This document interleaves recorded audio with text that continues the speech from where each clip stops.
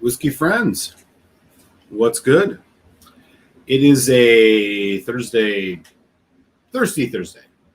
I am Eric, your humble mom user. I'm just hopping on to do a little random live stream tonight. I got a new whiskey relatively recently here, and I think I'm going to uncork it tonight and give it a taste.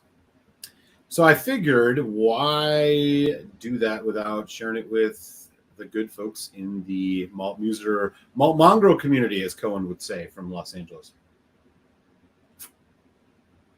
This is not the Highland Park yet. We will get into this in just a moment. This is a Paul John 2021 Christmas edition, which I'm starting to slowly warm up on. If you caught the live stream a few weeks back, you will see that was it last week or 2 weeks ago? I think it might have been 2 weeks ago. I might be wrong. I was not so high on this whiskey. I thought it was kind of, hey, Winston, the whiskey cat's hanging out. Come here. Yeah, I know. Oh. It came off a little bit young. So, I want to give it its due justice before I do a full review. And so I'm going to, keep having a couple sips here and there. Let it open up, get some oxygen, see what it has to offer. Should be fun.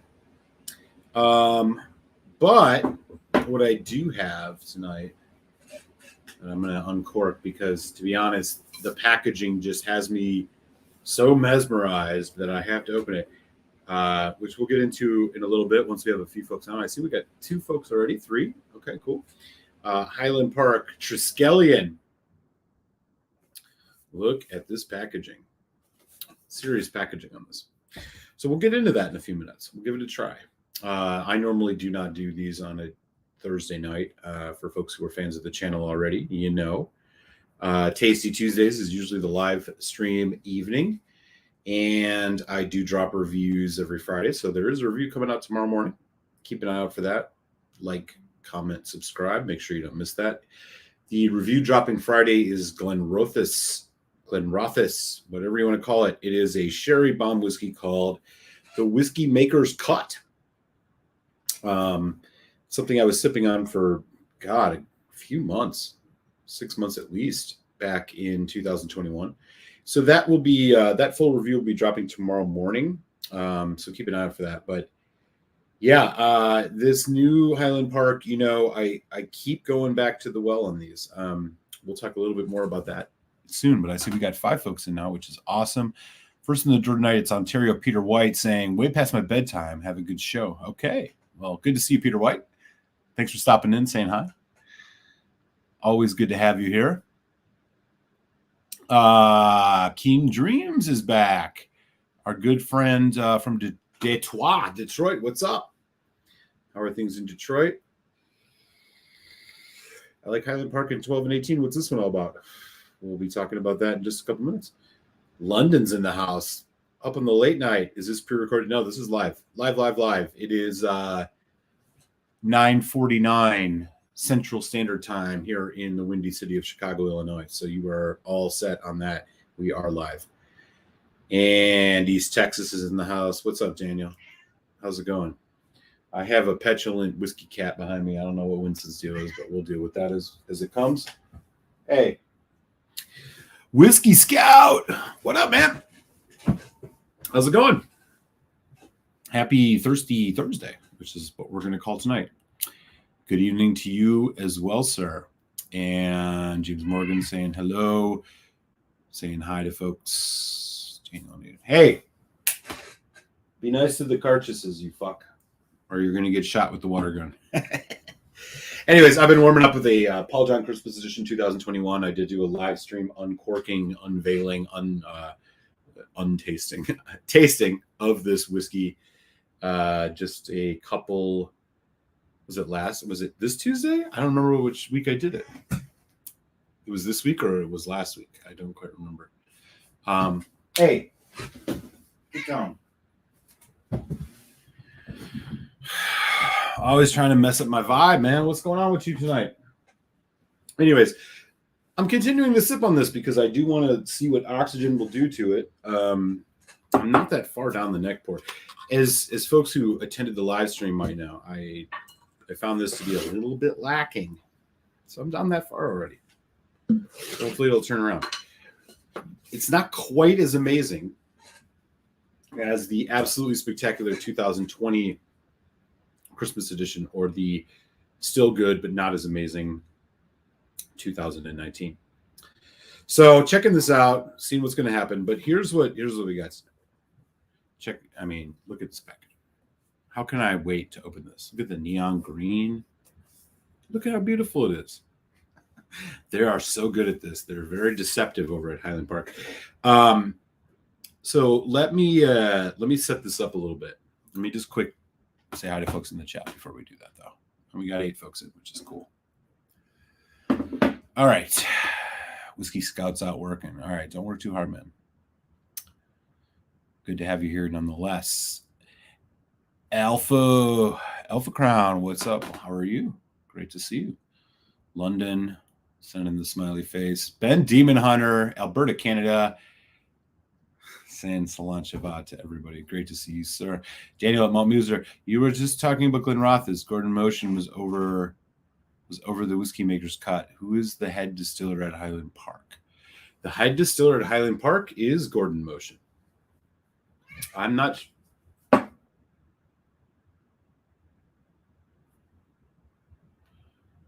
Don't mess around. Meow meow gets the piao piao if things get a little out of hand. So, anyway, Gordon Motion is the head distiller over at Highland Park. The Glenrothes, I'm not sure. The other night we were talking about Glenmorangie, which is Dr. Bill. Sit down. Dr. Bill is the creative whiskey creativity director, whatever the hell you want to call it, the master distiller over at Glenmorangie, also Ardbeg. So if I referred to Dr. Bill in the previous video as Gordon Motion when talking about Glenmorangie and Ardbeg, I made a mistake. So I apologize for that.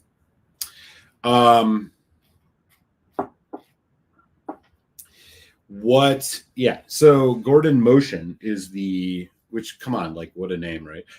Is the master distiller at good old Highland Park.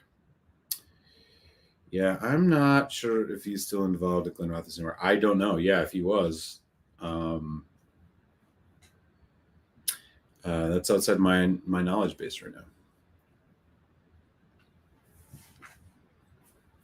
It does. Yeah, well, Muser. Twist my rubber arm. Got a sample of Highland Park Magnus.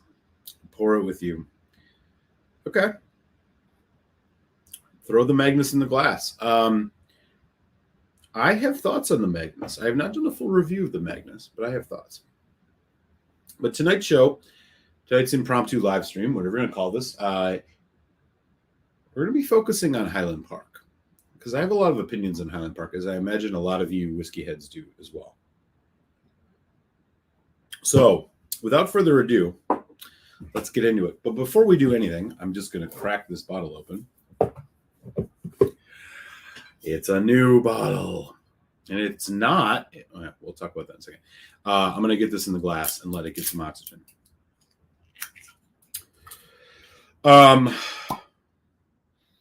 Nice, regular, real cork. That is what is called in the whiskey tube world a quig-sized dram. Okay, so let's have a Highland Park discussion. So the first thing I'm going to say is, what have I done? I went back to the well on a distillery bottling Highland Park against my better judgment.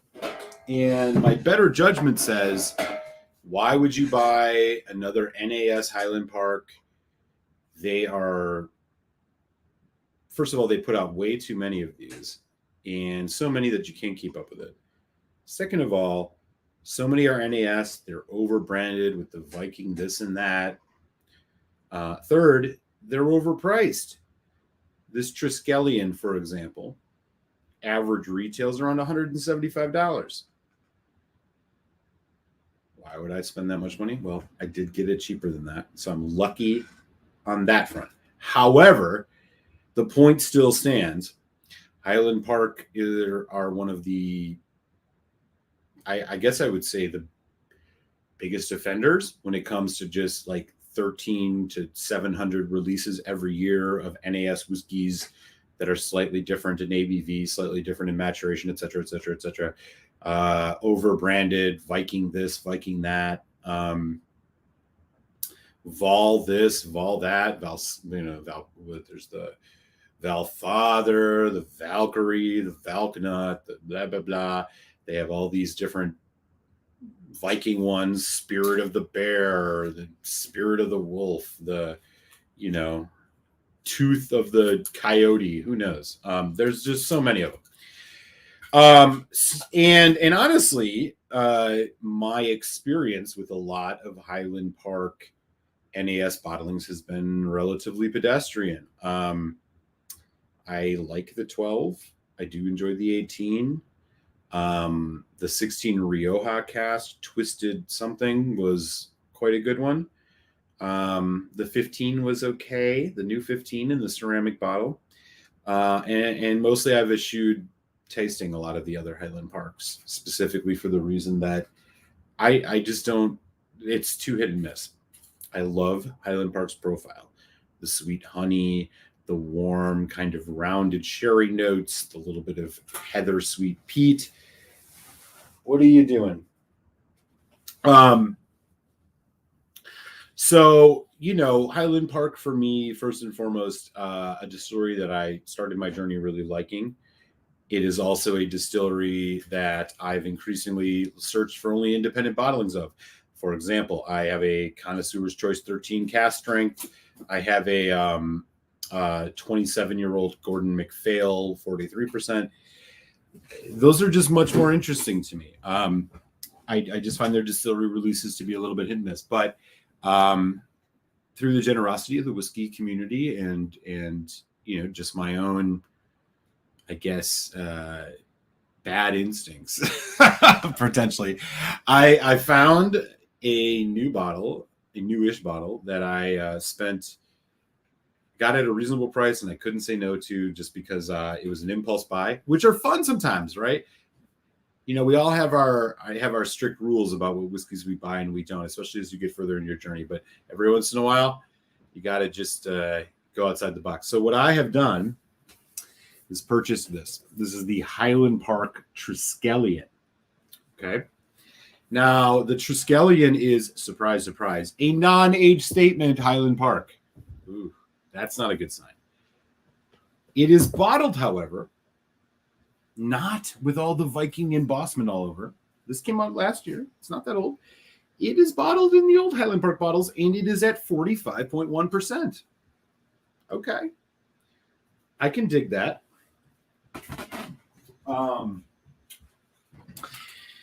Now, Highland Park, do they chill filter? Yes. And this bottle does not seem to be any different.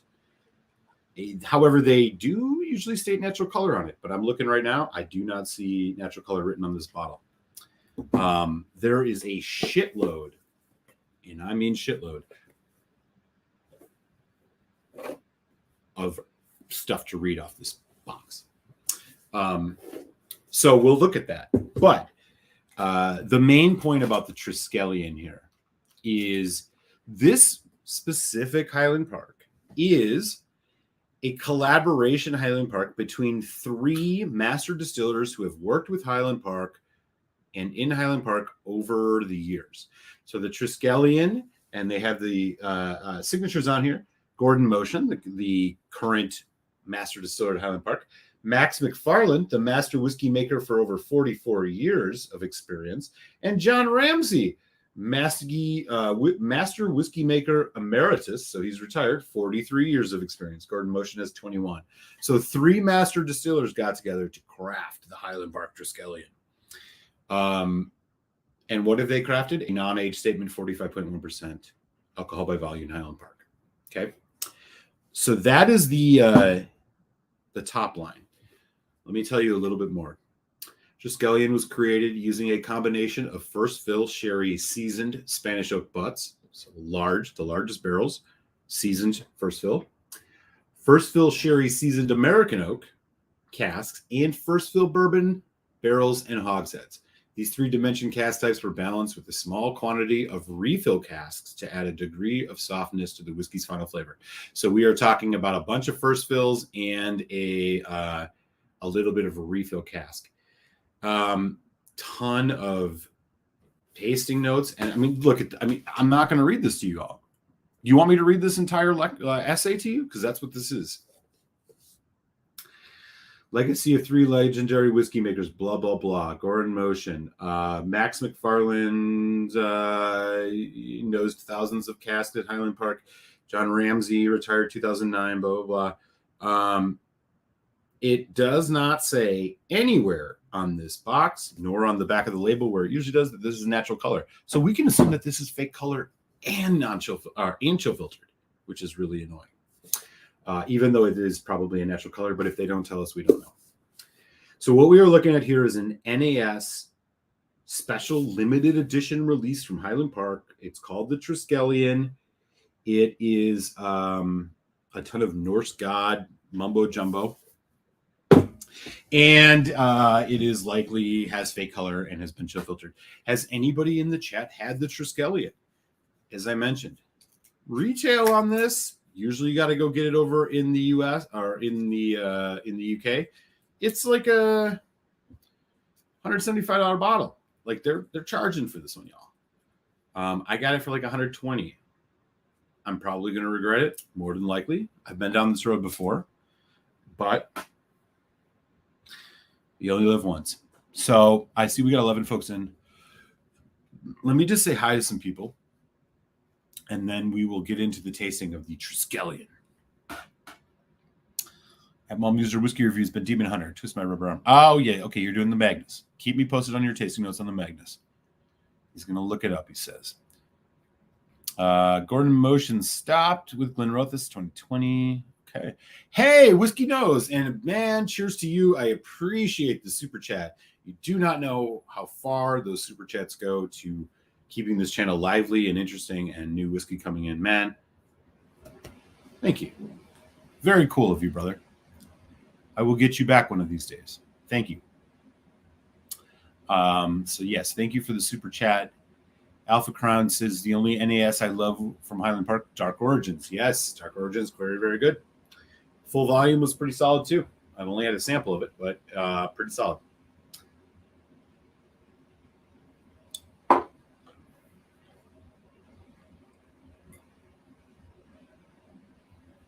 Marty, what's up? What's up indeed? Marty coming through with the super chat, man. He's the man. Appreciate you.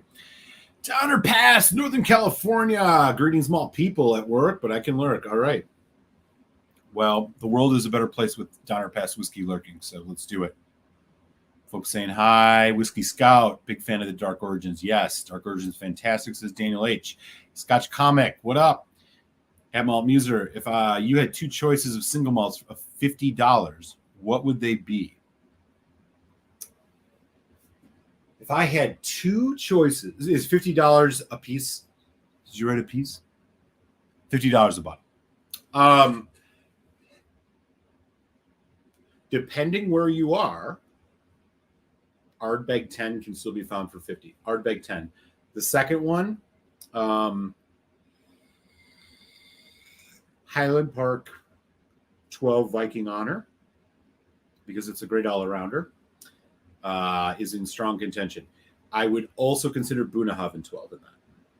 And I'm not trying to just be like an Isla peated homer. I think if you're going to get it for $50, the Ardbeg 10 is the classic, most classic, best value, 46% non-chill natural color, perfect Isla whiskey you can buy on the introductory level. Cannot go wrong with the Highland Park 10. Yeah, and then I think, Highland Park 12 Viking Honor. It's a great all-arounder. It has decreased a little bit in quality over the years, I think. Some say. I haven't noticed it as much, but some say. Bunnahabhain 12, right there in that $50 range. But I would probably take the Highland Park 12 just slightly over the Buna, just because it's more versatile. It meets more of my moods. So yeah, that would be my answer to that. Would love to hear folks in the chat if you got opinions. What would be the 2 bottles you would grab that are $50 a piece? You got crisp $100 bill in your pocket. What are the 2 single malts you buy? They can't be more than about $50. Sure does. You want me to read the whole thing? Whiskey Scott, I haven't had any of the new iterations, but the old 12, 15, and 18 were good. You are absolutely right. No doubt about that. Coates is in the house. What up? Our good friend up in Canada. How are you, Mr. Coates? It is always good to see you here, sir. Thank you for joining on the impromptu live random Thursday. We already got 12 folks in, which is fantastic, man. It's great to see everybody. I'll mention one more time. Whiskey review coming up tomorrow, which drops every Friday, which is what I do. All my whiskeys reviews drop on Friday. You will find a review of the Glenrothes Whiskey Maker's Cut. I should also mention, for those of you who have been following along with the One Ride to Rule Them All blind tasting challenge, all 4 brackets are live on the old YouTubes. The finals have been scheduled for release Sunday, February 13th, I believe noon Eastern time or 1 p.m. Eastern time. There's a premiere thing in the link. You can go to my channel. You can set up notifications. The finals will drop on Thursday on Sunday. I'm very excited to share those. And again, thank you for the people who sent super chats. Thank you for those who joined on Patreon to help make how extensive that whiskey tasting, blind tasting got for those rides. You guys made it possible. So I really do appreciate that. And we'll never stop saying it. Oh dear, your silence speaks of a fall next time, Hunter. Coates, full volume, not really NES, but definitely the best thing they've released in the last 5 years. Okay.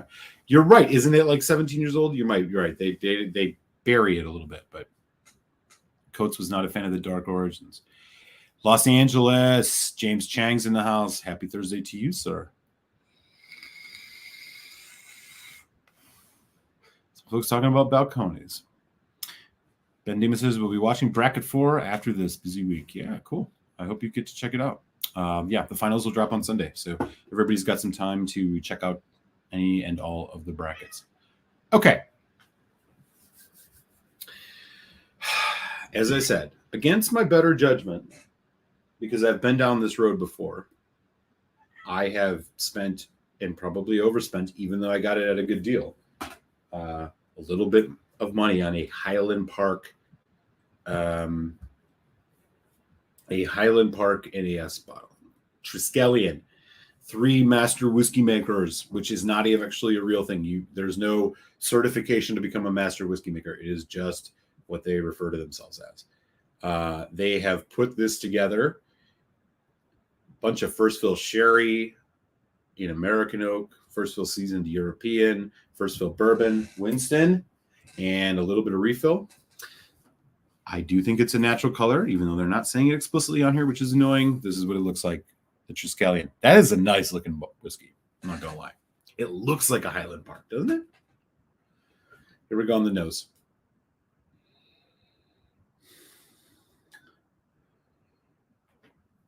A little bit of sharp citric lemon.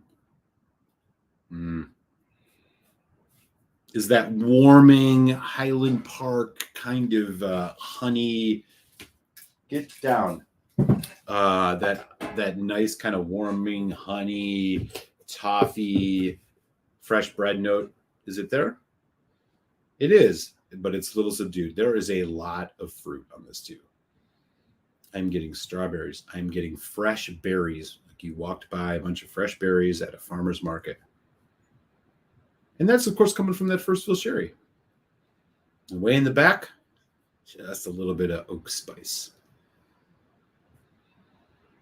All in all, a pleasant nose. Is it the most full, balanced nose? No, it's a little bit edgy, but it smells kind of nice. Let me just make sure I got that right. Yes. Okay, so it is first fill seasoned sherry Spanish oak butts, first fill seasoned American oak casks, and first fill bourbon, barrels and hogsheads, and then a small quantity of refill cask, which I'm assuming is ex-bourbon.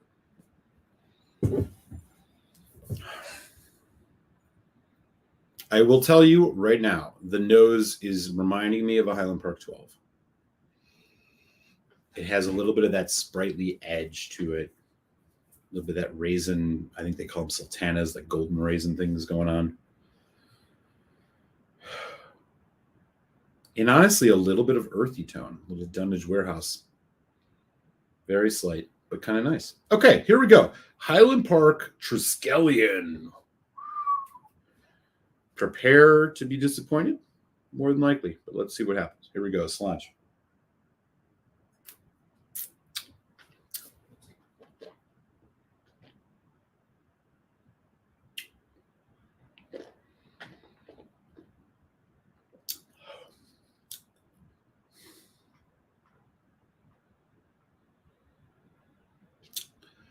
Wow, that's hot.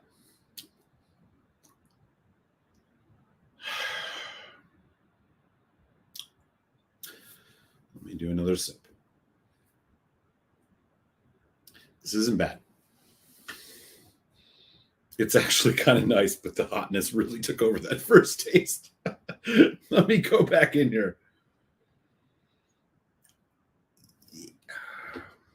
Hang on. I've had a little bit of a long night. Bear with me. That first taste, creamy, sweet, fruity, delicious, but hot. Hotter than it should be. Spicier than it should be. And the finish isn't all that amazing. Here we go. I love the nose. It's a very nice nose. It is a little bit hot. It's a little bit edgy. It's a little bit fresh.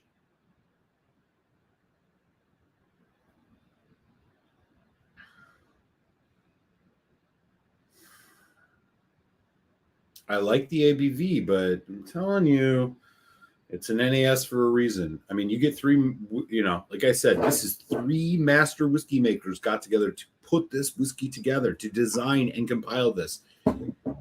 And so far, I'm questioning them a little bit. Here we go.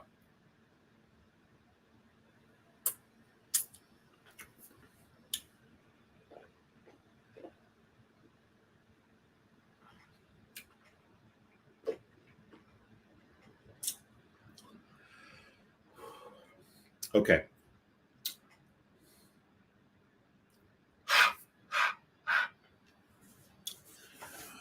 Very creamy, fruity, creme brulee, vanilla arrival. Delicious. Mouth coating, yes. Nice, ripe fruits, apple, pear, sultana, raisin. All of that's going on. There's some darker fruit, plum. There's some depth to this. Then you get a nice vanilla, caramel, salted caramel sweetness, and salt. I am not lying. Again, it isn't because of the ocean air. It's just because, sodium buildup in the casks. Nice arrival.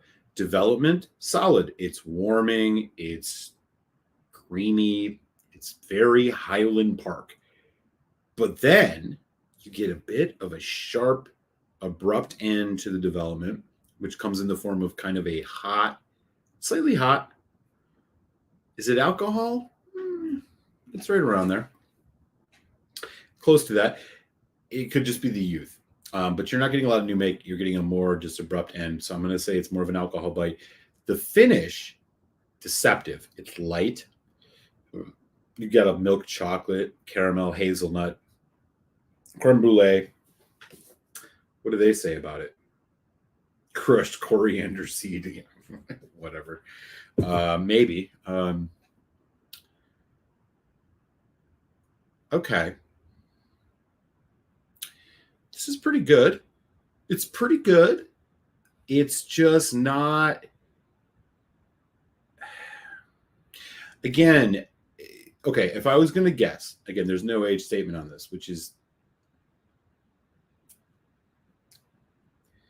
Say what you want. First of all, is this I paid $125 for this. Is this worth $125? No. Is the most likely retail, if you ever find this, you're looking at more like $175. No. If you find it at a deal, maybe. But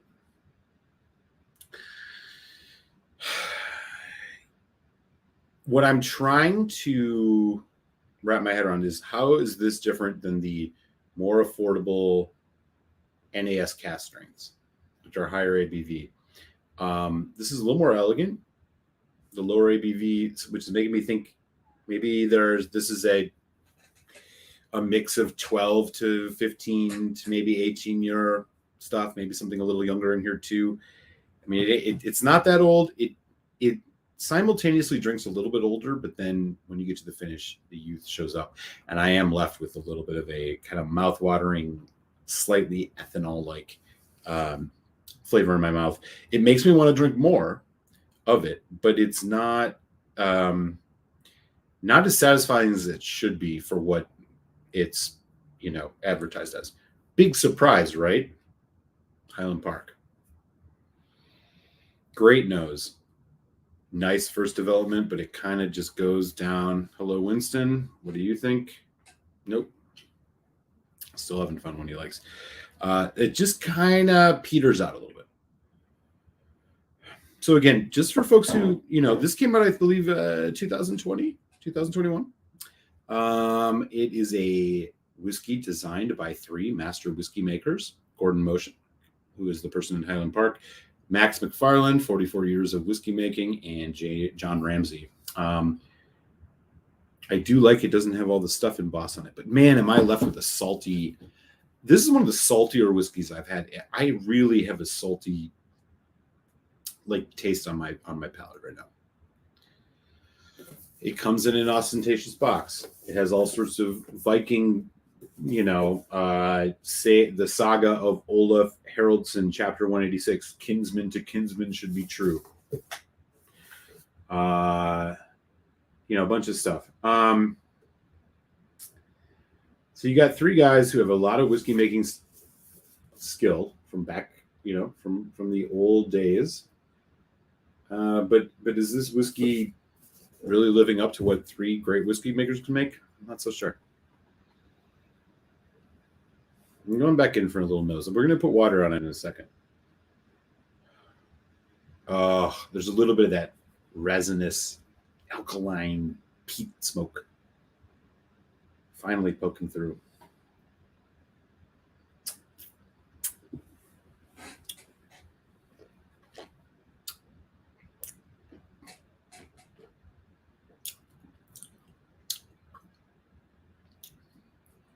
Here's the thing. I like this whiskey, but even on sip 3, it's hot. It's hot and spicy, like too hot and spicy. And the finish does leave something to be desired. So this is a very in your face, front loaded whiskey. That just doesn't quite work all the way through. God damn it. I mean, I'm not going to pretend I'm surprised by this, but does it meet the expectation? Hey, am I not biting me, dude? Time for you to go. All right, I'm disappointed. The finish sucks. The finish sucks. I'm just going to say it. It sucks.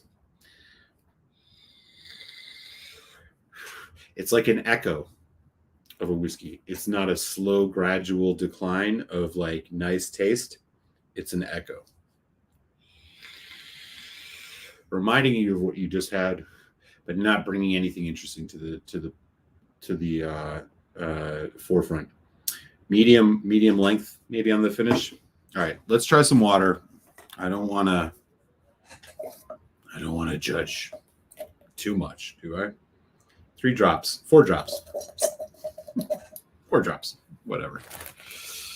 Come on, Triskelion. Show me what's up. God, what a wonderful nose.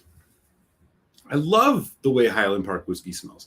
You know, on the live stream last Tuesday, we were talking about just like whiskeys that have just a unique nose, a nose that screams their province, their distillery.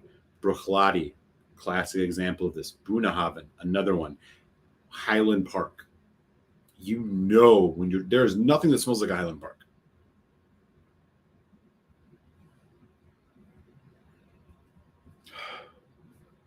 Okay.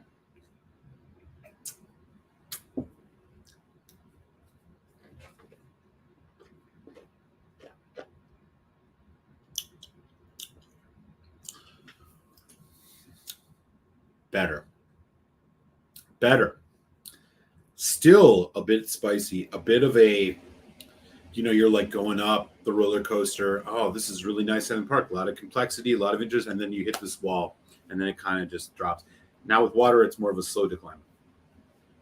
Better with water, more chocolate coming through. Chocolate cordial, cherry, slight coffee notes, slight white chocolate, slight ripe fruit. Better with water. But still, this mouth-watering, slightly ethanol note. It's faint, but it's there, and it is throwing off what I think otherwise would be a pretty nice whiskey. I'm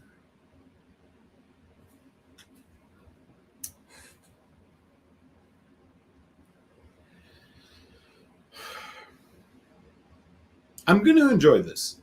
I'm going to sip it. I'm going to drink on it for a while. I'm going to enjoy it. Is this a standout Highland Park whiskey that you should go buy? Negative. Is this a Highland Park that is showcasing something different about their distillery because they have 3 master whiskey makers who crafted this? Not really. Is this a whiskey that you could pour for your friends who know a bit about Scotch and they're going to be impressed by? Probably not. Is it better than most of the NAS whiskeys that they put out that I've had in the last 2 years? Yes. Is it better than the Cask Strength Batch 1? I think so. I haven't had the Batch 2. But it ain't that much better, and it's certainly not worth the extra $100 price that most people would have to pay. So where does Triskelion fall? Below the 18, below the 15, below the 12, or maybe a little bit better than the 12, but not when you consider the price. It's not a bad whiskey. It definitely needs a little bit more age. With a little more age, it could be really nice. It would drink like an 18. Kudos to the ABV, but everything else, meh.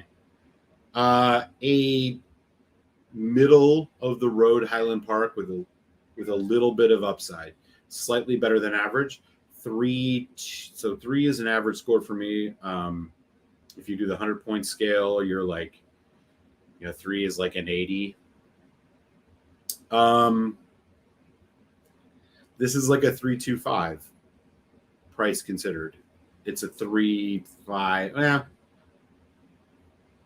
No. I'm going to be more real about it.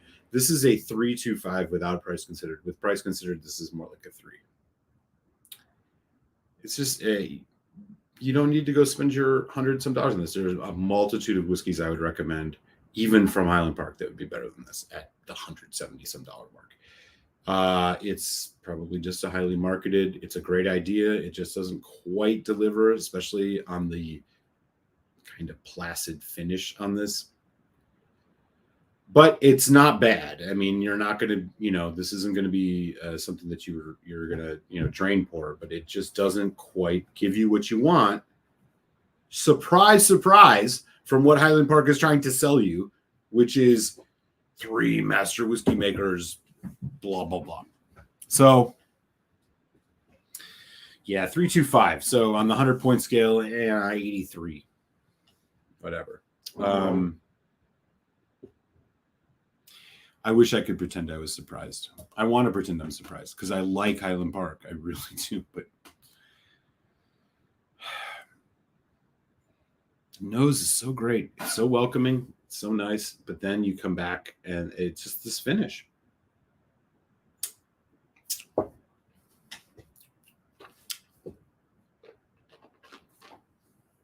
If this was $100, I would say this is a, this would be a higher score. It's just what they're trying to get you to pay for it. It's a good whiskey. I mean, it's got good flavor. I wish it had an age statement, but I mean, this is good. The finish needs some work, but it's good. It doesn't match up to what they're asking for. You realize that if you took $175 to go buy Highland Park, A, you could find an independent bottling that's probably light years more interesting than this. B, you could get yourself a nice bottle of the 18, which is a very, very standard, delicious Highland Park. Even the newer versions of it, not bad. If you're lucky, you could get a 21-year-old for a little bit higher than this, which I think is a better whiskey. So, on a scale of 1 to 10, how disappointed am I? I'm like a 6.5.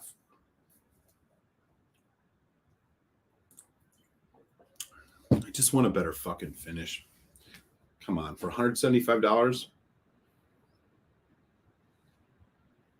This is why distilleries like this, and it sucks because I really like Highland Park. This is why distilleries like this are going to, fingers crossed, hopefully you're losing some of their appeal to actual whiskey heads. Because who are they marketing this to? It's a boutique kind of expensive whiskey. It comes in this, display box. They want you to show it off. People want to see it on the shelf. They didn't even emboss it with all that Viking shit. It's the old school bottle, but it just doesn't quite live up to what it should be. Yeah. So yeah, 325. They, don't waste your money. You're not missing anything with this. If anybody wants a sample, let me know. This will definitely be a sample I'll share out because I may be wrong. Maybe some of you all will find this to be the best Highland Park you've had. I'm skeptical if that's the case. This is the cask strength. This is a slightly more complex version of the Highland Park NAS cask strength.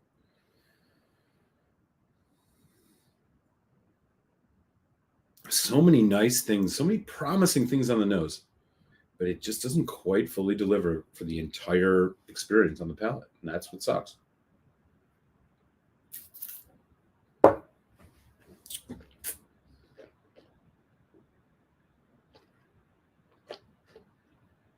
Great mouthfeel. But then the spice kicks in a little bit too quick, and then you get the drop off.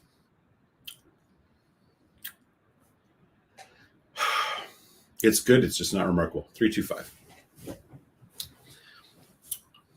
That's what I'll say with. I'll probably do a full review of it after a while. Maybe it'll open up. It just drinks like a fucking NAS, man. All right. I'm sorry. I was going on a while here. We got 15 folks in, which is rad. Let me catch up on the chat, which I'm way far behind on. God, I'm just sitting here disappointed in this finish. You know what I mean? Like, I'm just sitting here scrolling through the chat, trying to catch up, and all my mind, like in the back of my head, I'm just like, why does this finish have to be so weak? Like, why does it have to be this slight citrus, slight tropical echo of like the whiskey that I just tasted a few seconds ago? Like, why couldn't they have just put something a little older in here to make something presented like this be worth it? That's why.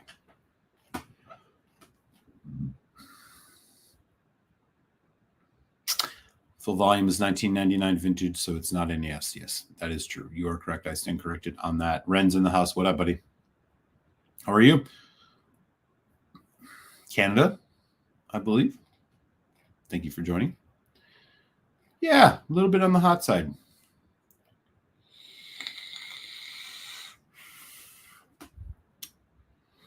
Never heard of this Highland Park. It's new ish.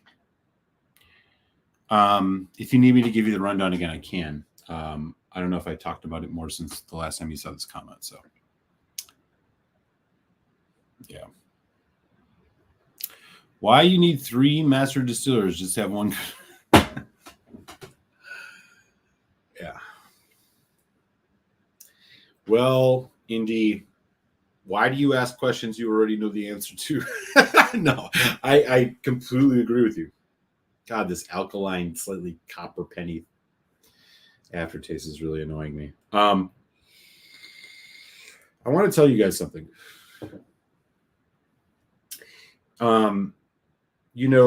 I have of late been increasingly railing a bit more about non-chill filtration and my increasing dissatisfaction with chill filtered whiskeys. So here's the thing, right? It is not the easiest thing to pick up when you're tasting a whiskey. It really comes from experience, and I am not the most experienced whiskey drinker in the world. I've always kept things 100% real with y'all, and I'll continue to do that. I'm not the most experienced person in the world. I've had a lot of whiskeys, but I'm not Ralphie. I'm not, whatever. But I can tell, and I've been increasingly been able to tell even more. And I was able to do it on the last live stream where we did the Glencaddam 10 about just how much non-chill filtration makes a difference. I'm going to tell you this right now. If you ever run into a conversation with somebody who is a Scotch whiskey fan who tells you that non-chill filtration doesn't matter, nobody can tell, I will point you to the review on YouTube posted by Highland Park where Gordon Motion is presenting the Highland Park cast strength. And you know what he says explicitly in the video? He says, we do not chill filter this whiskey so as to present it at the maximum amount of flavor. Okay. So they acknowledge in their own video that chill filtration strips a whiskey of its flavor and its essence. Okay. Does it mean all chill filtered whiskeys are bad? No. But what it does mean is that they even acknowledge it in their own advertising. One of their selling points of the inaugural cast strength NAS release is that they don't chill filter it.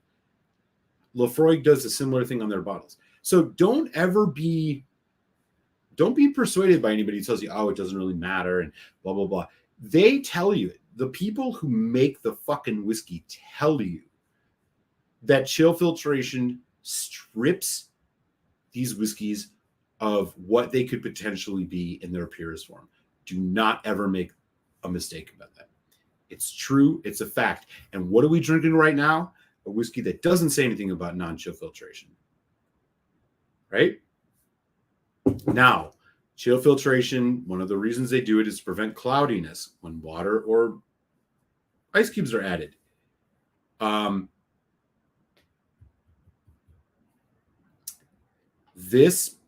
So after a whiskey's over 46% ABV, it doesn't make any difference. You're not going to get the cloudiness. It's a chemical thing. So most whiskeys above that aren't chill filtered. But I still think there's absolutely no reason to chill filter anything, period. Anything. And yeah, this one's 45.1. But guess what? There ain't nothing on here that says non-chill filtered. Would it make this whiskey better? I don't know. Would it make this finish better? Maybe. But when you're out buying stuff, when you're spending your money, and your choice is between A and B, and one's non-chill filtered and one isn't, or one is, just know that the people at Highland Park who advertise their whiskeys on YouTube in videos will tell you explicitly that chill filtration has a negative effect on experience of whiskey in its full flavor. Take it for what it's worth. Triskelion, yeah, okay. It's another pedestrian Highland Park. There's upside to this. It should be better. It's pretty good, but look, I recently did another one of these types of impulse buys with the Dalmore cigar malt. If you were on that live stream a few weeks ago, you saw that. What do we have to say about that? Same shit. Again, great nose. Let's go to positive. It's a great nose. Just don't be surprised and don't be deluded, especially if you're just getting into Scotch and you're slowly picking up on things, and you're looking at, you're trying different stuff, and you're in that 12-year-old age statement range, and your choice is between a Glendronach and a Glenfarclas. Well, guess what? The Glendronach, which is $10 more, is not going to be chill filtered, and it's going to be 46%. Is it the best whiskey ever? No, but you're getting a product that is not being stripped for no good reason other than marketing of its quality.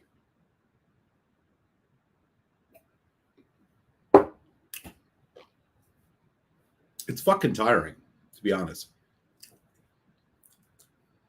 And I'll just put a big fat fucking line under what I'm about to say about Highland Park. They advertise their whiskey on their YouTube channel for their cask strength in laudatory terms about why it's not chill filtered and why non-chill filtration is a good thing. And yet here I am drinking a Highland Park Triskelion at 45.1 with 3 master distillers who have brought together their genius to put it together, and they chose to chill filter it.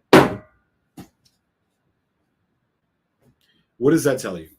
What does that tell you about the respect they have for you as a drinker? What does it tell you about their interest in actually presenting a quality product? Only when it satisfies the thing they're trying to sell. Not, as a rule, not like Springbank does, where they don't chill filter anything.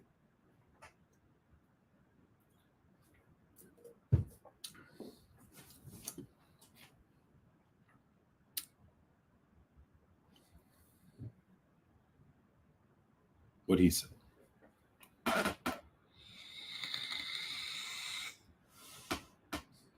Very possible. Very possible. I don't know, but I was not a Trekkie, but it's very, very possible. No, it can only get as big as the corners they cut, right? That's how many corners they cut.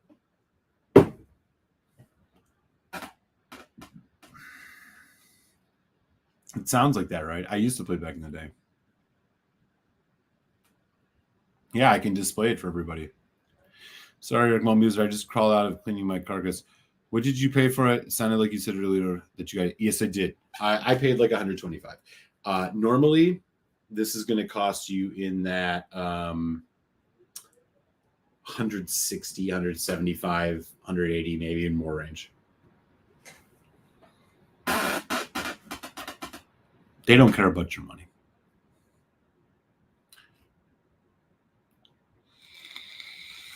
Little bit chili pepper hot, but I'm telling you, there's still an ethanol thing here. Again, neck pour. Maybe it will change. But the spice note, the hotness is not as disappointing to me as the hotness and the youth come hand in hand to some degree. Is the lameness of the finish, this alkaline thing I have, this echo effect. It's like you walked into a room and somebody, what did they say in The Shining? When you walk into a room and somebody's burnt toast, you can smell it faintly. You can't taste it, but you can smell it, right? That's what this is. It's like a reminder of how delicious and good it was initially, only to be disappointed.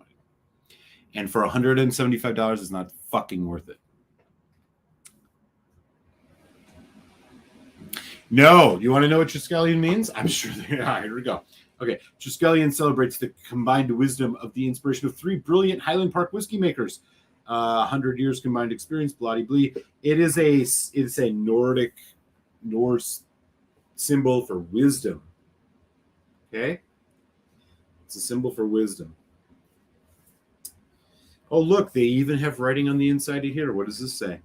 Inspired by the symbol of the Triskelion, Triskel, or blah, blah, blah, found in many ancient cultures and featuring 3 bent branches, spirals, or legs radiating from a central point. In Norse mythology, the horn Triskelion depicts 3 interlocking horns and is associated with the story of the mead of poetry. This magical mead. I'm talking about a whiskey right now, you guys. We are not in English class. Okay? This magical mead provided wisdom and poetic inspiration and was contained in 3 precious horns guarded by the giantess Guanlu. All 3 horns were drunk by the Norse god Odin, but a few drops spilled into the mortal world, where they were believed to inspire scholars and now lovers of Highland Park. Do you want me to repeat that?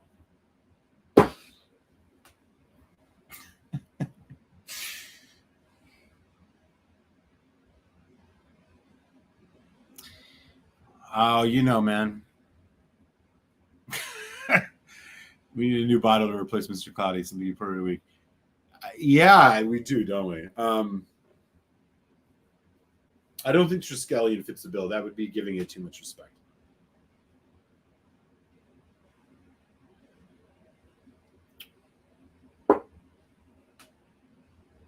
You're right, though. We do. God, man. Every time I sip this, I'm like, wow, that's good. And then it's like, it just...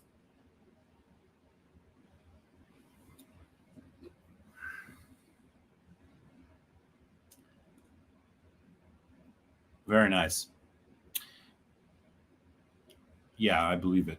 Yeah, he definitely is. I don't know what his deal is.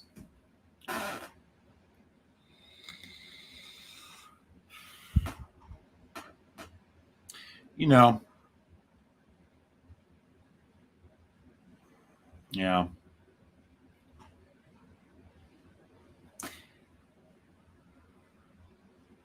Folks doing some cross chat. Wouldn't mind some barbecue sauce from Chicago. Huh? Well, we could arrange that.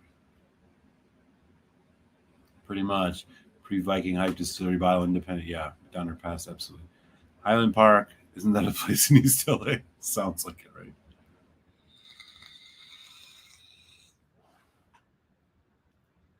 Code says, if I didn't know better, I think you were pissed off enough about chill filtration. I think you seem pissed off enough about chill filtration to be biased in your tasting.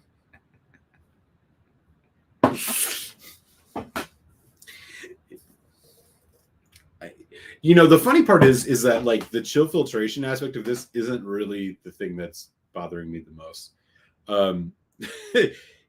It's a nice, the nose is nice. It arrives nice. It just, it's brand new windshield wipers on a broken windshield. And that broken windshield is Highland Park's penchant for pumping NAS whiskeys at exorbitant prices out into the world with gimmicky marketing. I mean, is this an embarrassing whiskey? No. It's just so pedestrian. It's so clipped. Its wings are clipped. Aaron Hardiman's in the house. What up? Yep. Goes the Muser Manson rant. Molasses, what up? There's no doubt that chill filter removes flavor. Maybe for some of these brands, they have flavors that need removing. Okay. You might be right. Look, you know what? I mean, I'm just going to hang on.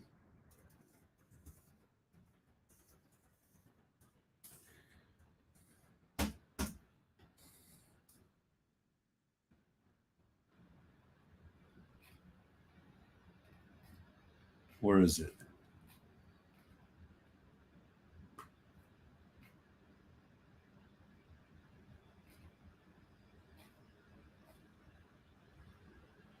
Hang on.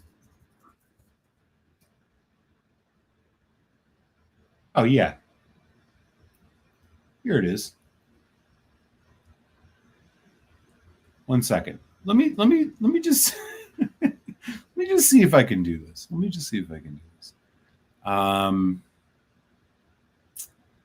No, I can't screen share. Okay. If anybody wants to hear Highland Park tell you that chill filtration ruins whiskey, here's the link in the chat. I mean, just listen to this guy talk.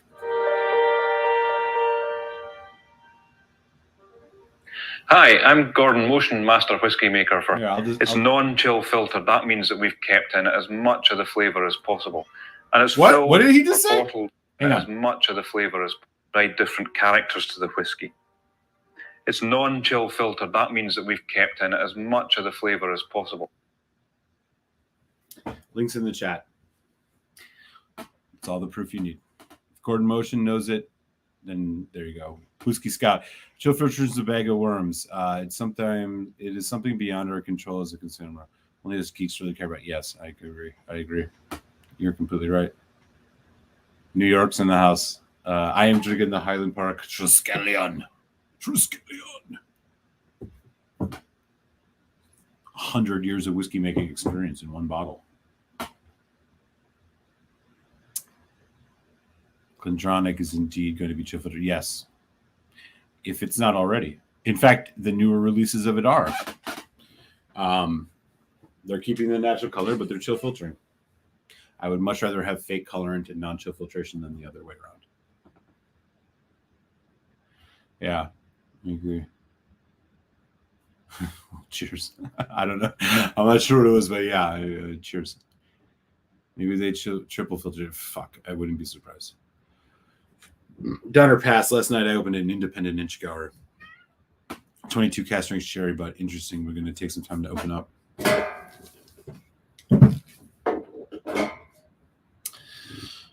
Sulfur. It's going to need to calm down. Yeah, I'm hoping that a little bit of the spice Harry Potter whiskey chills out a bit on this too. Yeah, I hear you, man.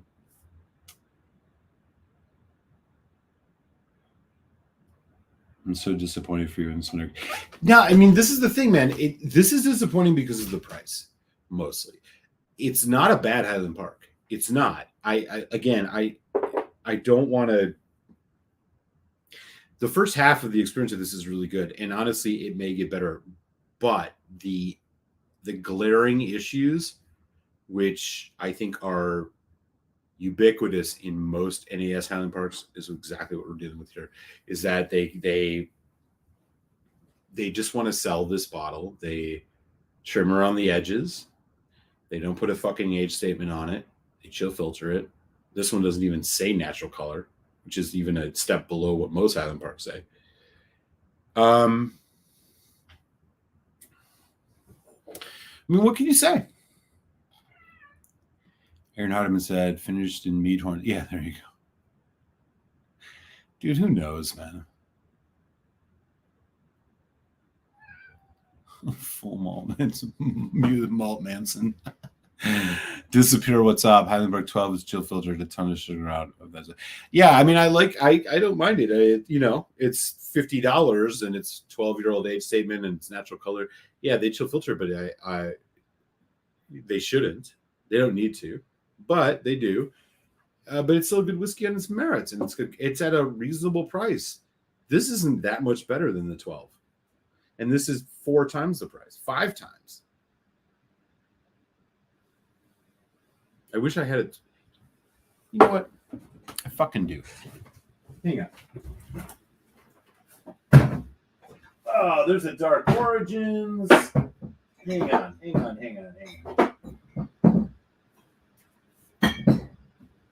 This isn't even the Viking Honor. This is pre-Viking Honor. Older Highland Park 12. Still 43% here in the U.S. You in the U.K. who get this for 40%, I'm so sorry. What a travesty that is. This one says natural color on it, doesn't it?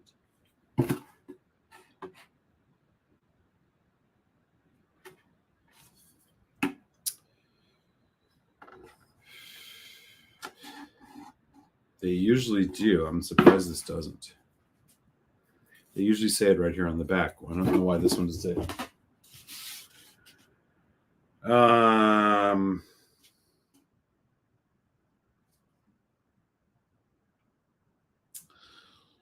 Interesting. Well, the newer ones do say natural color. The Viking Honor ones. This one doesn't, which is whatever. Okay. You know what? Let's do it.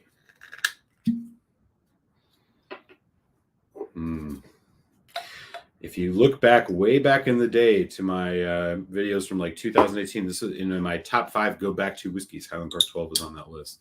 It still is to this day. This is an old bottle. This is from, if I can tell the year, and this is like 2014. This is an old one. Highland Park 12 Triskelion. Remember, this is a little first fill. Interesting color note. Okay. So here's the Highland Park 12. A lot more bourbon cask, a lot more caramel, brown sugar.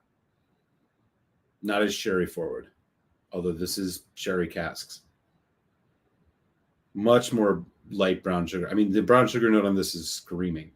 But here's where we're going to find out. I don't care about the palate. It's a different whiskey. It's about the finish. Here we go.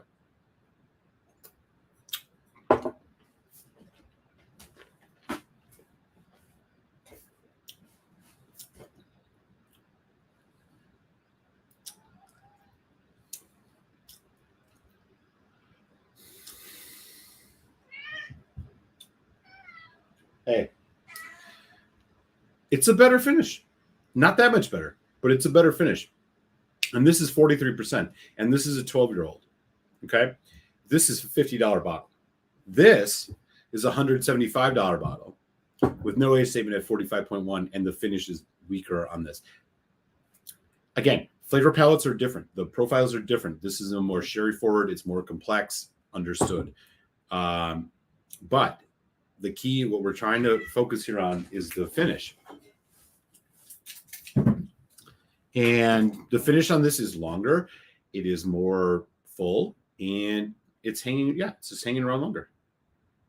No doubt about it. Let me go back to the Triskelion just for a second.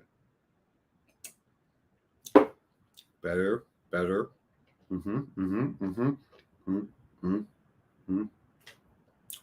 Still better. But then, oh.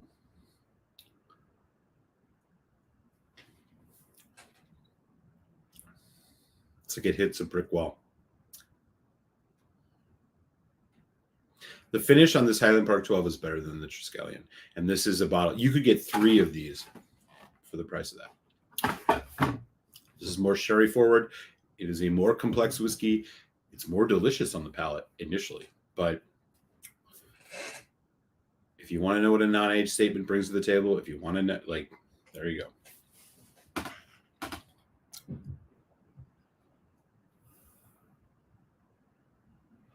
That I don't know.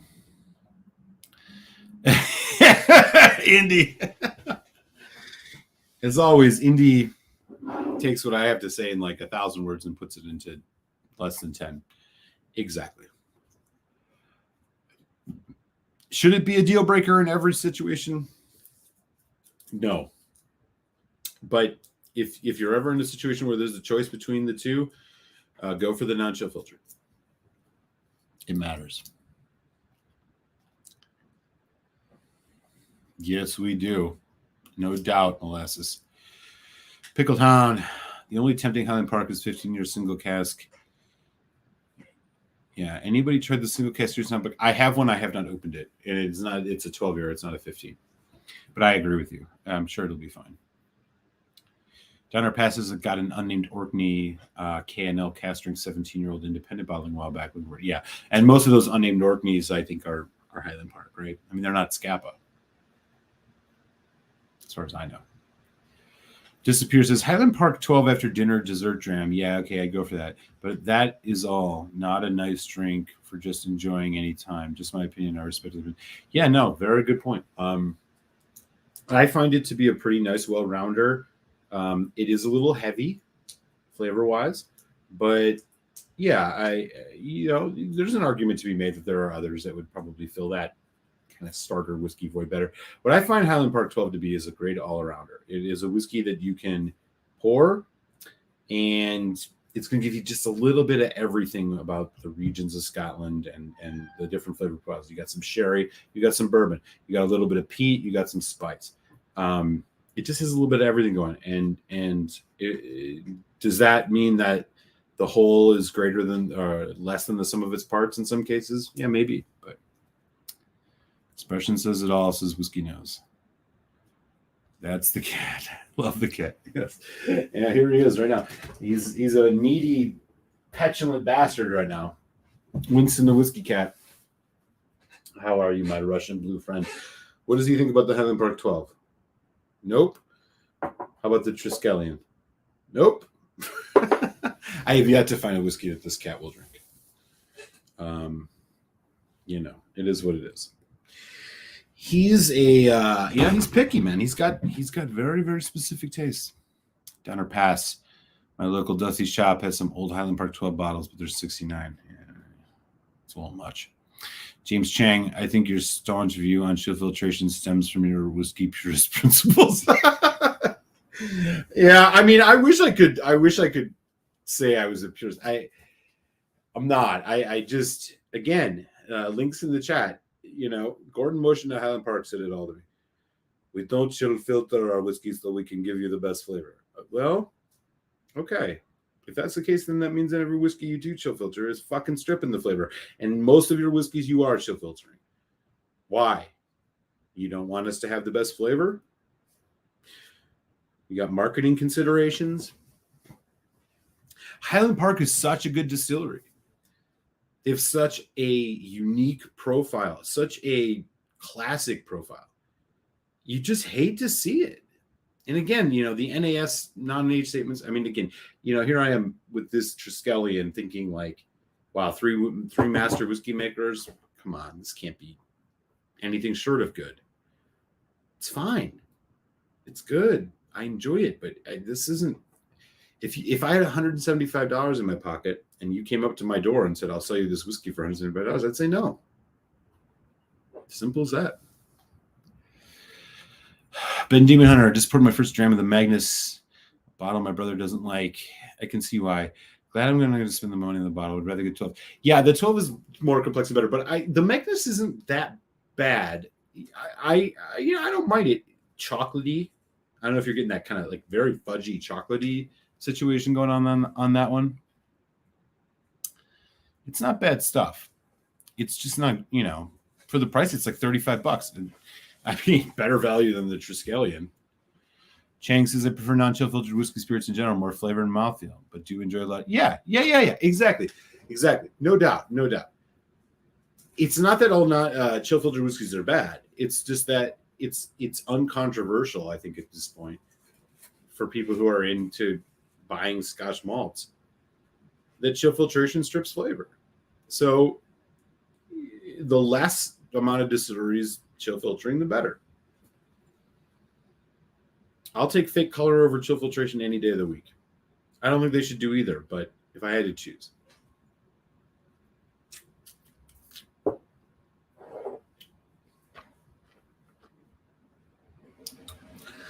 This Triskelion is good. It just, the finish sucks.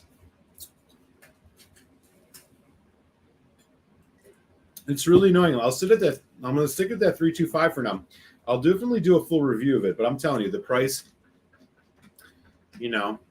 malt reviews, if you guys read malt reviews, they take price into consideration. Sipper social clubs, others do. I have to too, because my approach to this is like, what's worth your money? So it's the whiskey quality plus the price. And, if you ever want to like watch my reviews and you're not somebody who cares about price, add a 0.25 or subtract a 0.25. I would never change a score more than 0.25 based on that. So a 3.5, 3.75 or a 3.5, 3.25. And right now, the Triskelion, it's a 3.5 drinker. It's a 3.25 value. Fuck, I would almost want to go lower and violate that rule. Almost want to go 3, but I'm not going to. I'll stick with that. So yeah, 3.25 in the Triskelion. It's pedestrian. It's a solid whiskey. It definitely has some good upside. It makes you love Highland Park because Highland Park is delicious, but then it also makes you hate Highland Park because Highland Park doesn't respect you. Simple as that. That's my review of the Triskelion. And we still got 15 folks in who have been listening to me rant. I do apologize. It's been a long night. If I had to choose, and since I'm not buying the whole store, I choose integrity. All the boxes ticked. Sorry, Ben Romick. Ben Demon Hunter says fudge is okay. I was thinking more like oversweetened caramel. Yeah. Makes sense. Disappear says, is it fair to say that the smoke of Highland Park 12 is different tasting than the smoke versus Talisker Distiller's Edition? Do you know? Yes. That is 100% true. And there's a very physiological reason for it. Highland Park's peat First of all, it's a different region. Now, I am not a huge believer in the region thing. I think Spacesides and Highland malts are, for the most part, somewhat pretty much interchangeable. Yes, Isla is its own thing, but the difference between the peat that Talisker uses and the peat that Highland Park uses is this. Highland Park, because of what grew there in the Orkney Islands, different climate, is a much more heather peat, and heather is a vegetation. It's a plant just like anything else, but it's much sweeter. It's much less medicinal, less earthy. So when you drink a Highland Park and you get that peat smoke, it is a sweeter peat. It's more honeyed. It's more, well, we can also talk about by what it's not. It's less earthy. It's less vegetal. It's less medicinal, like Lafroig, right? So yeah, the peat is different, no doubt about it. And similar with Speyside whiskeys, if they source any peat from Speyside itself, which I'm not sure how many do, and not buy it from Isla, you will notice a difference. So no doubt about it. Talisker is a different type of peat than Highland Park, no doubt. And all of the Isla whiskeys, with some variation, are different. And it has to do with the soil. It has to do with the climate, which impacts the soil, et cetera, et cetera. But Highland Park is a very unique bottling in that its peat is again, heather. It's sweeter. It is not that overpowering thing. It's complementary. It's not the main attraction in most of their whiskeys. The Valfather, which is one of their myriad of NAS whiskeys that they released a couple years ago, is apparently their most peated whiskey. Pick that up, compare it to a Talisker. Actually, don't pick it up. Get a tasting of it. Don't pay for it. And see for yourself. But yes, generally speaking, Disappear, that's the case. At Malt Muser, admit it. You're a whiskey purist, no color, no chill filtration, casting. I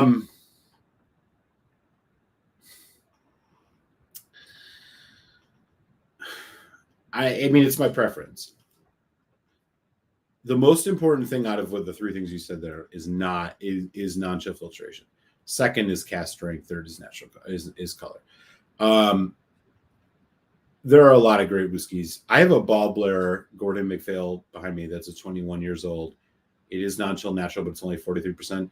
That is better than some of the higher ABV old Ballblairs I've ever had. ABV, look, more alcohol means more flavor. That's just chemistry. But it doesn't mean that there aren't good 40%ers or 43%ers or even 46ers for that matter. Although I think 46 should be the bare minimum in most cases of things that I would buy. A couple exceptions to that. Ben Romick, 21-year-old, 43%, really, really good. Highland Park 18, 43%. You'd like to see it higher. It should be higher. If they were selling it to people like us, it would be higher. But yeah, I don't think cask strength is necessarily the case. Most cask strength whiskey I water down a bit liberally, just because, again, it brings out more of the complexity and sometimes cask strength whiskey is just too bold for its own good. It overpowers. I just go for the water gun now, and he's running. The cask strength can overpower, I think, some of the more subtle complexities, especially with older whiskeys, that I think are worth getting the full experience of. When we talk about a younger whiskey, Lafroig 10, for example, yeah, give me the cask strength over the fucking regular 10 any day of the week. But when we go into, talking about like 20-year-old whiskeys and stuff, okay, I'll buy the cask strength, but I'll water it down because,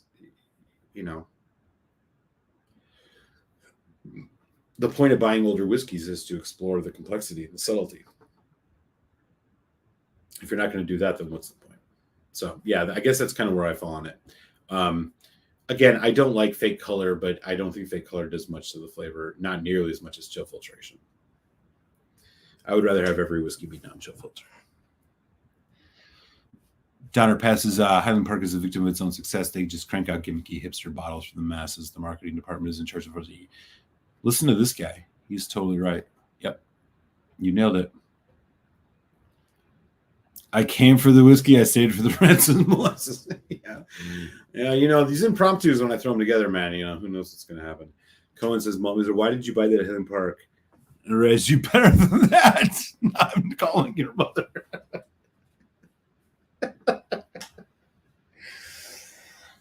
This is the second strike, isn't it, bro? You called me out. I mean, you were like, what did you do about this Dalmore cigar malt? You know, man, I'll be honest. Sometimes you just get in a freaking mood. And if you have a little bit of money that you can spend, you're just like, I'm going to try something. You know, you got to just like gut check yourself. Now, I didn't need to gut check myself with this, but you know, look, if this didn't have 3 master distillers on it, I wouldn't have bought it. So I'm a victim of the marketing. I'll admit it. I fall for marketing. Look at the amount of Ardbeg goofy bottles I have. Kidding me? I fall for it every once in a while. So I'll readily admit it.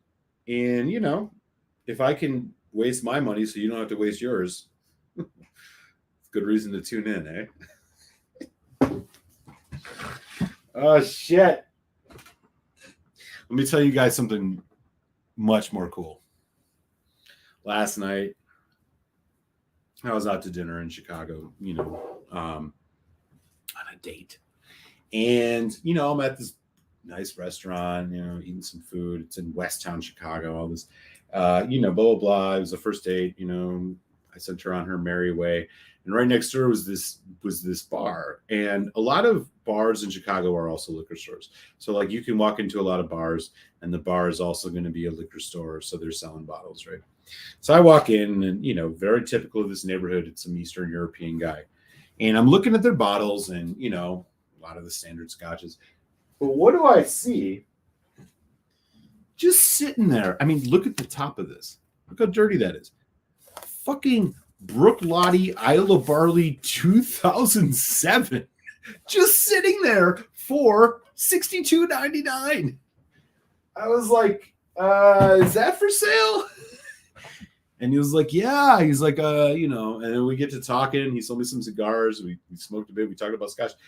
They just have a 2007 Isle of Barley just sitting there. Like, show me where you're going to find that anywhere. So, you know, it was one of those nights. It was just fun. You know, you go into these mom and pop joints. You just never know what you're going to find. I went into a place, and I posted this on my Instagram. This was a couple months ago. A place not far from me here in my neighborhood in Chicago.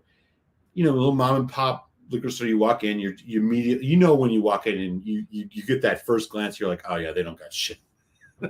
This was one of those spots.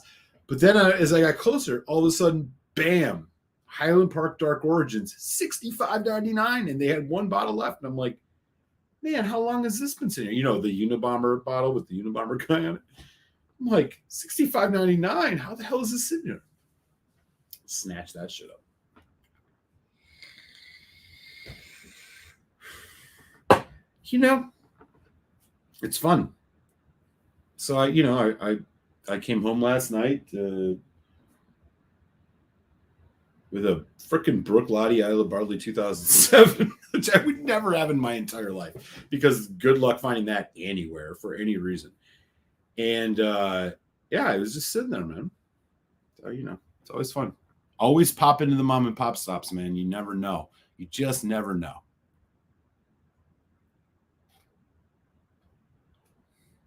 That sounds like a horrible idea.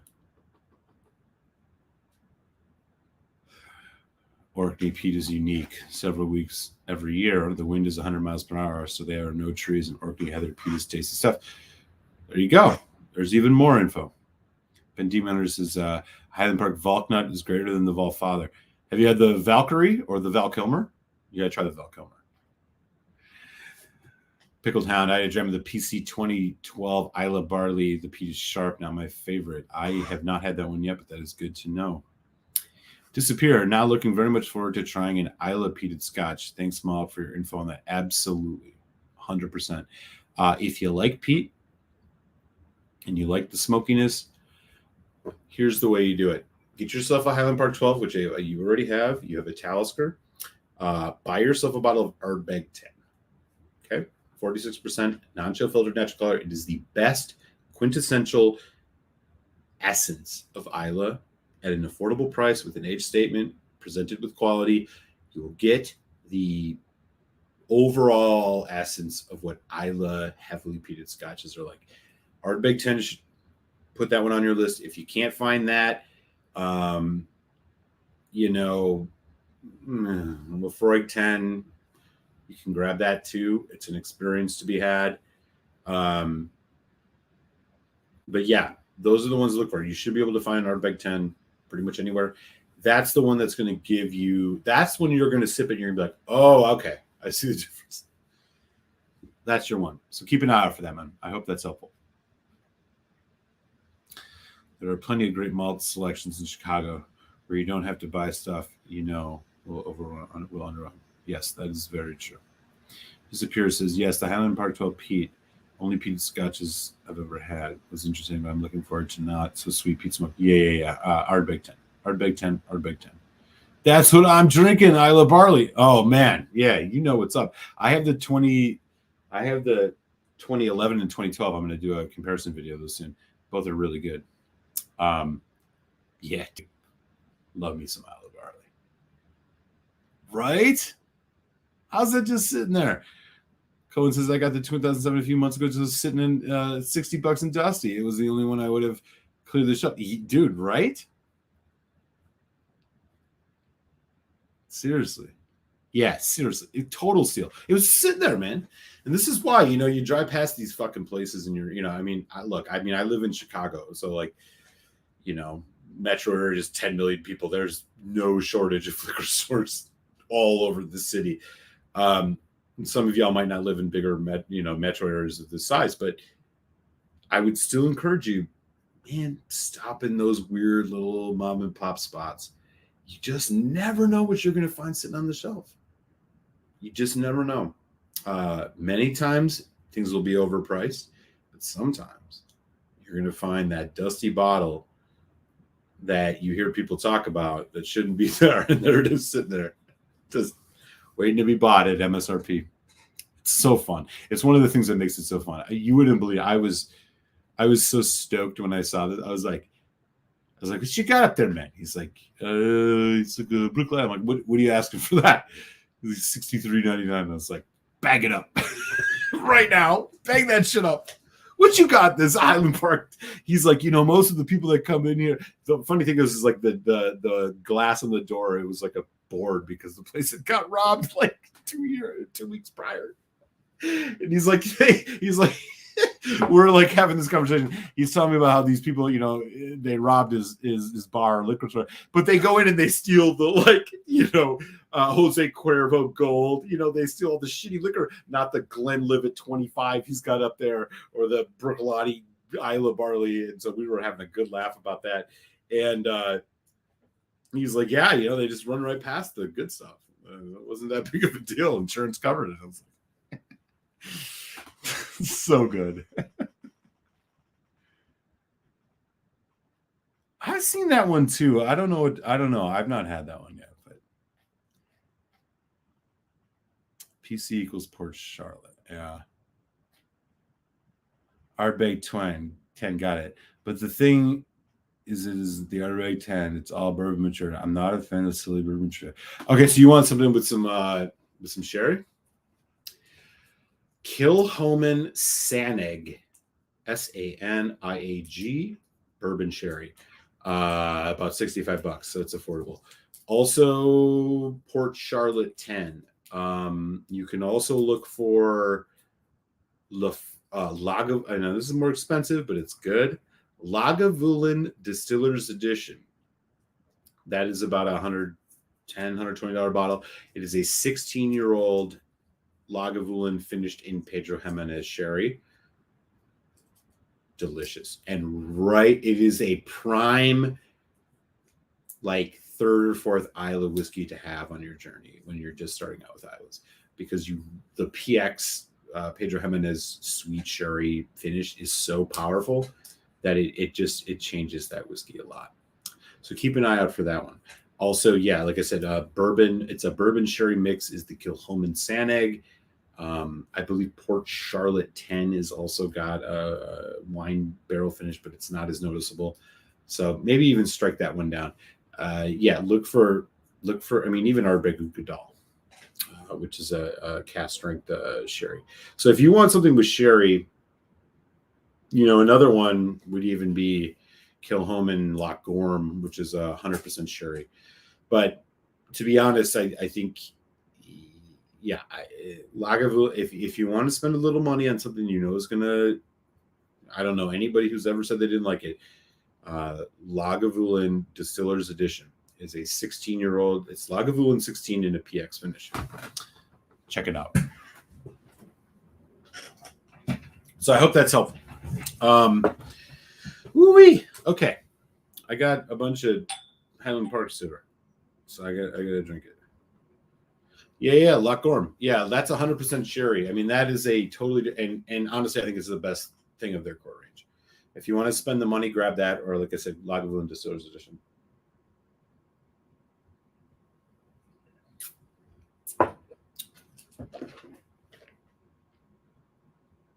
My phone's blowing up, y'all.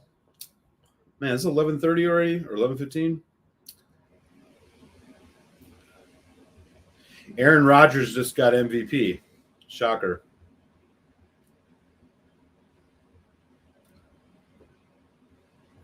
My friends are texting me. Let me confirm this. Yep. Aaron Rodgers, 2021 MVP. If you care about football. Yeah, shocker. He's the best quarterback in the league.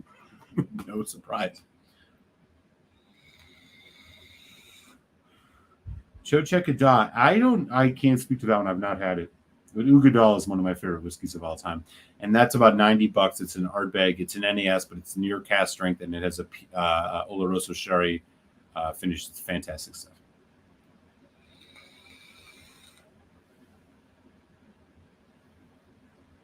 Dude, the first time you have Lagavulin Distiller's Edition, you will not be disappointed.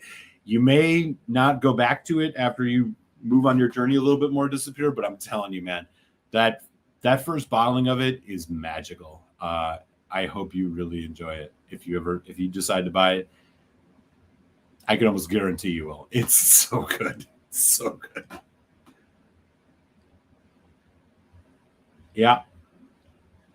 I mean, no surprise there. Too bad he fucked us. Didn't play so good in the playoffs. Whatever. Us Packer fans,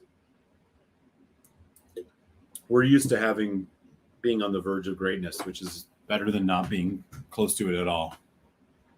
It is what it is. Anybody watching the Super Bowl this weekend? Who are your picks? I think the Rams win, but I'm not going to lie. As much as I wouldn't mind seeing Stafford win, those Bengals are just too cool. I kind of got to root for the Bengals. It'll be fun. After reading about Loch Gorm, I knew I wanted to try that. Yeah, definitely. Disappear. Where are you, by the way? What city or state? I do like to at least know where folks are coming from, and then I can shout out where you're at. If you don't want to share, that's fine. But if you do, feel free to drop it in the chat. The Raiders. Yeah, man. This is a good one. Dude, the thing I like about Lagavulin Distiller's Edition, especially with what I'm kind of gathering from where you are in your journey, is that it really does a great job of boldly profiling what sherry can do to a peated whiskey. Sometimes, fully sherry ones, it can be a little more subtle. It's not as noticeable. Like with that one, you can really notice the pop of the PX. It's just delicious stuff. Canada. Okay, cool. We got a Canadian mouse. Okay, so we got a few others. Ben Demon Hunters over in Alberta. Jason Coates. I think we had Indy, who's over in Vancouver. Right on. Loves Rush, he says.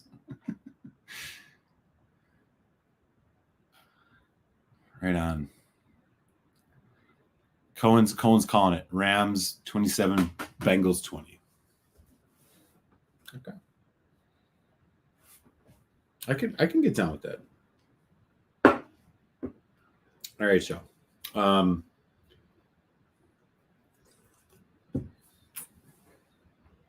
time is it? You know what?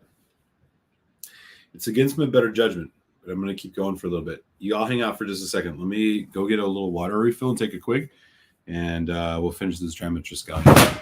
Whoa, shit. Be right back.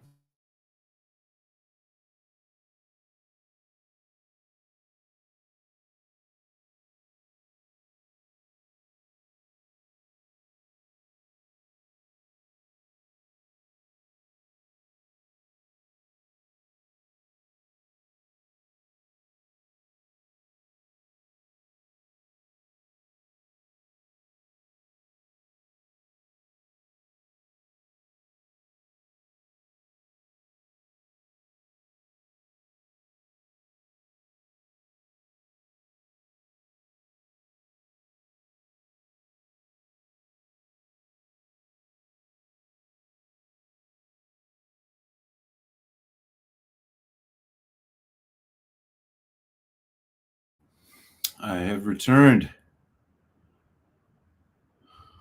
Go grab the ball, Blair. Yeah, I mean, you could. I got some Balvenie tons by me too.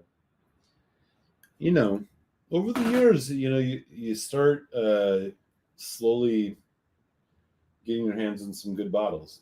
I got a Bunahaven 25 I got to get into one of these days, but I don't have a ton of very expensive bottles. Disappear. There seems to be a shortage of Springwave 15 and the Lockworm, etc., etc. Then when it comes, someone more shipments. Okay, yeah. That makes sense.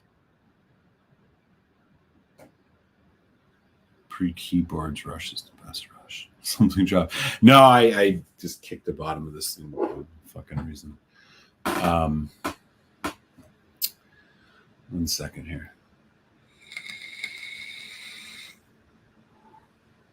Ooh, okay. We got 16 folks in. What's up, y'all?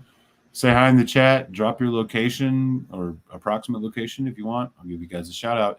Again, I want to thank folks who chipped into the blind 20 rye, one rye to rule them all thing. The finals are dropping on Sunday. So thank you guys for that. And earlier tonight, Whiskey Knows with the super chat. Appreciate you. Thank you for that, man. Keeps these things going. It makes it fun. In addition to the whiskey and the chat. All right. I'm putting this Highland Park 12 away because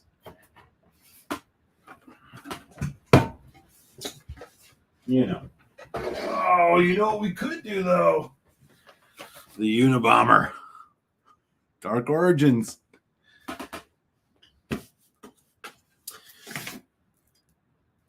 This is one thing I noticed in these solid black bottles. Do we do this or ooh, we got one of these old Highland Park 15s. Maybe check that. Now let's do the Dark Origins. We need something bold. We'll do the Dark Origins. We'll have a dram of Dark Origins just to cap this off. But I got to finish the Triskelion.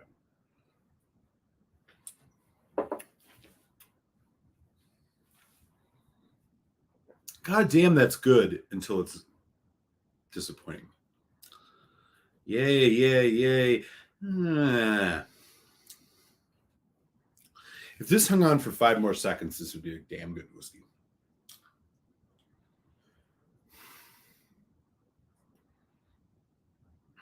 Fucking annoying. Okay.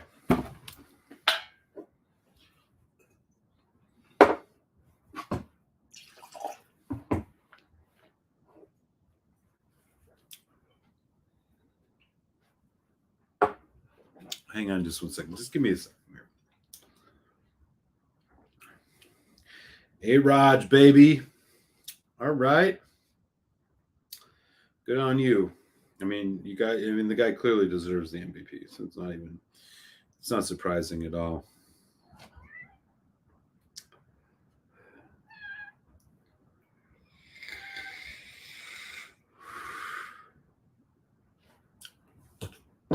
Okay.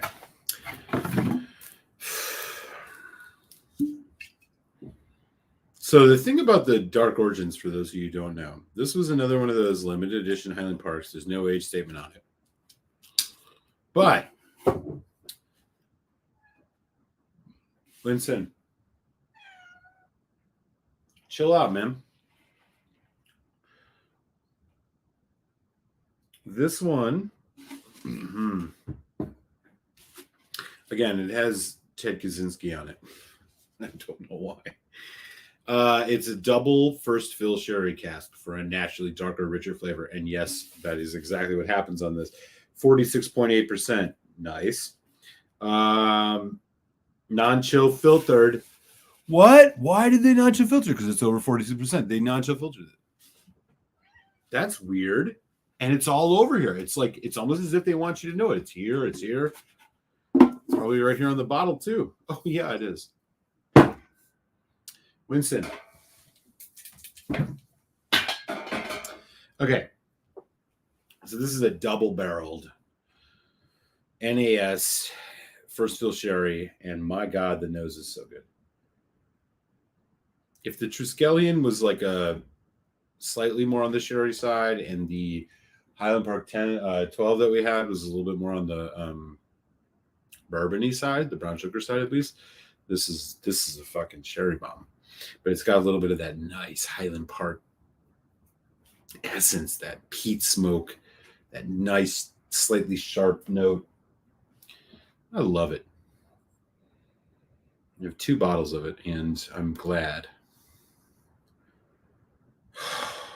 It's dark. It's fresh. It's got this dank note to it, like a Benromic or a Springbank, but not as heavy as a Springbank. Forget not Springbank, like a Benromic or a Glen Scotia. But it is all just dark berries, dark fruit sherry. What do you think about the Dark Origins? You don't want that one either?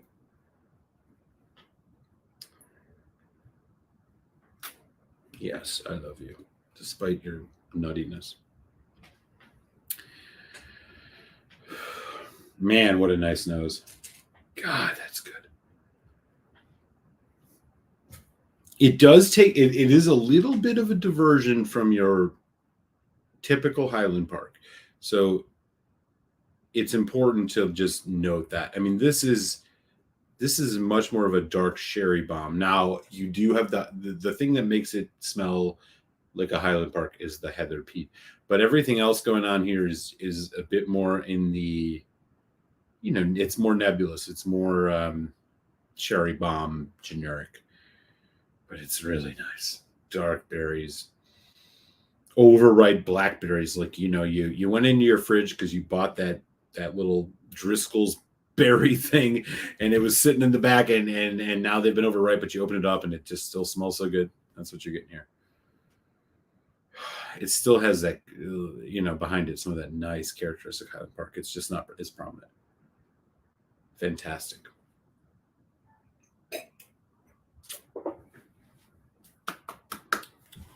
God. Delicious. Delicious.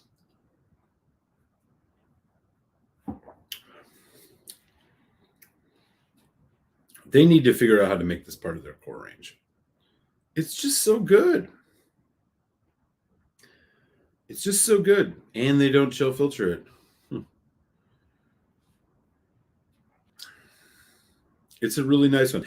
It's not the most complex. It's not the most Highland Park, but it has just enough of that Highland Park character. What are you doing? Just enough of that Highland Park character, plus a nice, rich sherry. Not like Glendronach 18 Allardyce rich, but a nice, heavy sherry to it. It's just delicious. This one's in that 3.5, 3.75 range for me.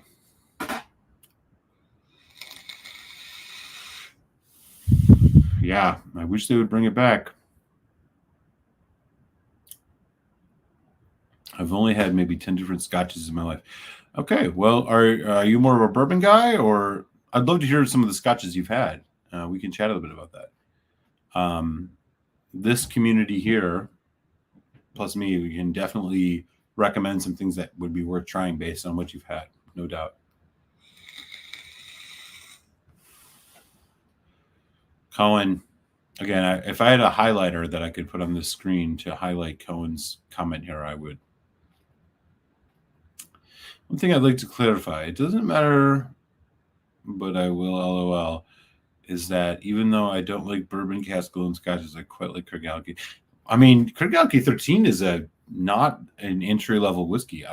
It's a very unique, sharp, malty, kind of aggressive dram. So it's interesting that you like that. If you like that one, I'm sure some folks have some things they could recommend. Yeah, man, the Dark Origins is just really great. Hell yeah, it is. I just got a bottle of the 17, which I'm really excited to open, which I'll be doing on a live stream probably in the next month or so. If you haven't yet, subscribe. Although most of you probably have. But, at least toss that thumbs up. I do appreciate it. It does help, in its mind ways. And in like less than 30 minutes, I'll be dropping my review of whiskey review number 185, which will be Glenrothes Whiskey Maker's Cut.